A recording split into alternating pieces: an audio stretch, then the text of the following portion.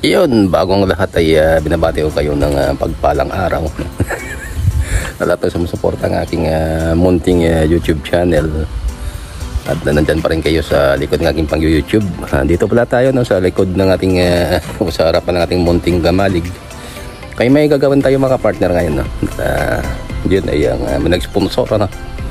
At may nagbigay sa atin ng pangkonsumo ng siguro nakita ang lugar namin walang luya no. May luya pero hindi naman ganun karami. Ito yung mga partner no. Medyo kumulang man to pero kailangan ito i-transfer na sa lupa no. At mag-experience tayo dyan. At ang gagawin natin dyan mga partner no. At dahil sa ganda ng panahon ngayon samantalahin natin yung pagtatanim yan. Hindi naman ganun katagal siguro yan. Kaya ang gagawin natin mga partner no, bungkalin natin yung dito lang tayo no, ng taniman na lupa. Ayun siya no. After that ano natin no, yung bungkalin, cultivate na tayo. Tapos maganda tayo ng munting dumi ng baka at saka yung dayami ng nabulok palay no. Yun ang gagawin natin diyan. After that tanim natin no. Yun is another experience pa rin ng mga partner no, habang nandito tayo sa prom day. Kaya umpisa na natin itong pag-content natin sa pagtanim ng luya. I-update ko rin kayo mga partner sa inunol natin na sitaw. Dalayan ko kayo doon mamaya. At yun lang muna.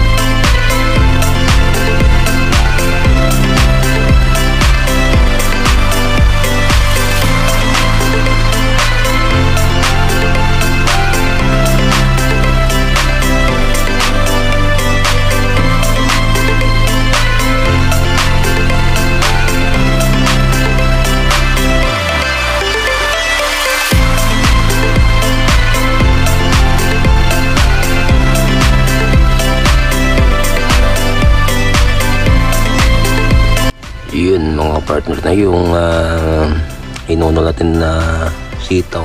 Dami pala to. Yun ang magandang tubo niya mga partner. Yan pa rin ang sikrito natin, no? Yung experiment natin, yung dumi ng baka at saka yung nabulok na dayami ng palay, no? Ang ganda ng tubo niya mga partner, no? Talagang mini-dish pa lang makita natin yung ganda ng tubo niya, no?